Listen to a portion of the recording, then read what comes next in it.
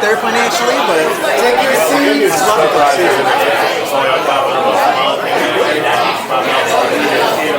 Take your seats.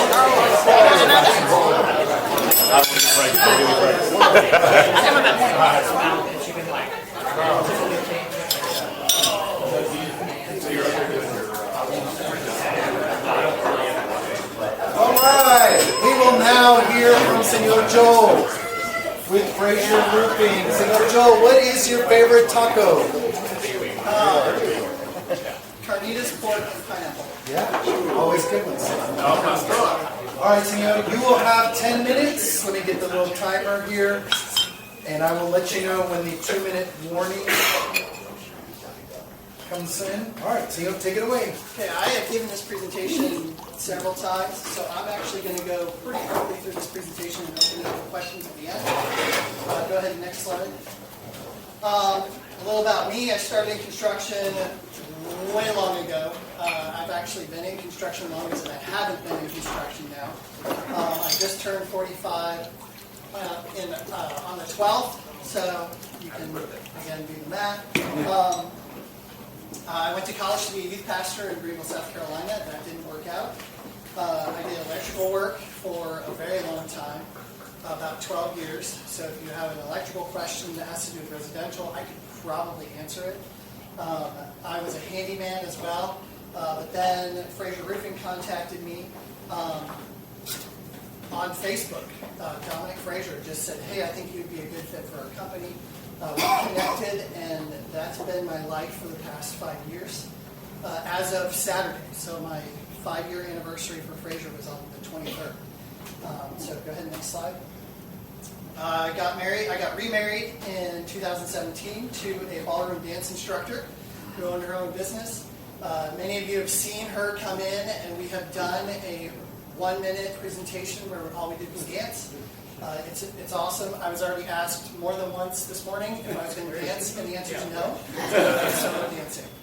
But this is us dancing in Charlotte? No. Chattanooga. Sorry, Chattanooga. And then this is us in Kansas City. Go ahead, next slide. We have 4 kids together. And it's crazy, but these two are actually have already finished their first year of college. My son Nathaniel is now working at a Christian camp for the next 9 months up in North Carolina. And fun fact, we actually did recently 11 roofs for that camp because of Helene. This is my daughter Maple. She is now dating. She has a really great guy. He and I meet every Thursday. But she's going to college. She's majoring in ministry and leadership, and she's double major in art. She's great. This is my son Isaiah. If you ever meet Isaiah, he is a typical middle child. He has energy that is endless. He also loves to cook. He's planning on being a culinary artist or a caterer. And my daughter Charity just turned 15 on Saturday, and she doesn't know what she wants to do. She just wants to have fun. So that's fun. Next slide. And this is our German Short-Hair Pointer, Holly. She has endless energy as well, so it's good to put her and Isaiah together because they just kind of work off each other. Go ahead, next slide. And then this is all of us together. This is actually at our wedding. Our kids were our wedding party. So the boys were my groomsmen and the girls were her bridesmaids. And then this is us several years later. I think this is actually 2 years old, so I should update this. Next slide. All right, Faith, Family, Fraser Roofing. That is literally our mantra. That's our value system. Dominic decided that he did not want to create a business that took people out of their home, made them work hours and hours and hours a day, and then not worry about their faith at all. So he wanted to provide a situation where they could thrive in their faith, thrive in their family, and still make money. His goal when he first started Fraser Roofing in 2009 was to help people. Whether it was through insurance, retail, no matter what, he wanted to be able to help. Go ahead, next slide. So what do we look for when we get on a roof? We look for storm-related damage, We look for aging, and we look for just bad installs. Go ahead and next slide. Here's a good example of storm-related damage. This was down in the Macon area. A tornado came through. Literally, this house was sitting in a wind tunnel. There was an open field, and I mean, it just hammered the back of their house. And you can see where it ripped off some of the shingles. Over here, you can see where there's little circles. All that is damage consistent with hail. I can't say that it is hail because I'm not a meteorologist. But it is damage consistent with hail. Go ahead and next slide. And then this is, I'm sure Rick loves to see things like this because this is all just terrible install. This was from a roof that was referred to me by somebody in the group, and the person literally called them up, and they're an insurance agent, and said, hey, I'm ready for my new roof. And I was called to go out to this roof, and they had tarred up little holes. They have exposed nails that are just through the roof. This whole valley had tar running all the way down the valley. There's holes in their shingles from squirrels and stuff like that, and that's not the purpose of insurance. They don't just come in when somebody needs a new roof and go, okay, yeah, here. No, they're there for catastrophic events. So we actually offered them a financing option. They did not take it. They didn't like the price. They felt like their insurance company should pay for it, but it didn't work out well for them in the long run. Next slide. All right, so what are the parts of a re-roof? The first thing we do is we tear off the roof all the way down to the decking. The decking is literally what is supporting the shingles and the felt and everything like that in the middle. Any rotten or damaged decking, you can see here where you can see the open rafters. That's cut out and replaced. Then we go on and we put on synthetic felt. We actually put about 4 things on at once. One is ice and water shield, which is what you see in this valley. Synthetic felt, drip edge, and we check for flashing. So I've gone over what all of that does. If you want more details on what exactly those items do, get with me later. Essentially, the synthetic felt and the valley liner, or the ice and water shield, is actually what waterproofs your roof.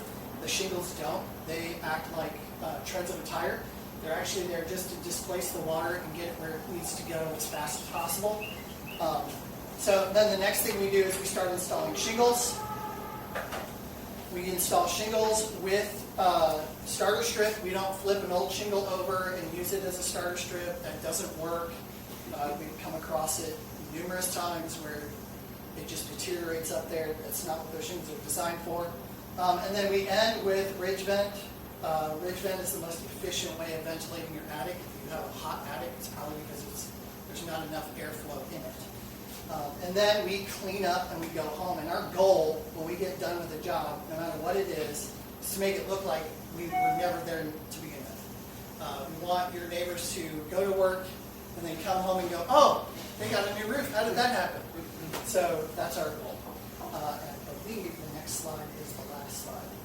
And that is it on my presentation. I know I went really fast, but I want to open it up for any questions. Excellent.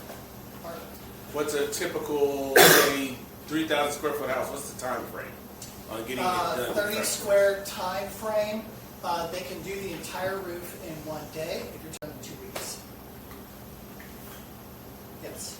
How many layers can you put on? I've seen where 1. I like it. There is a common misbelief that you can shingle over existing shingles. The problem with that is if you already have a leak and you shingle over that thinking you're going to fix the leak, it doesn't fix the leak. There is a provision in the current code that allows you to do 1 extra layer of shingles, but as soon as you put that on, you've already voided your warranty because none of the shingle manufacturers will warranty more than 1 layer. So it just kind of a catch-22. With insurance companies cracking down on roofs, I know it's really hard to get approved, and it gets approved for a repair and not a replacement, but it really needs a replacement. How do you navigate going from repair to full replacement? So there's 2 ways that we handle it.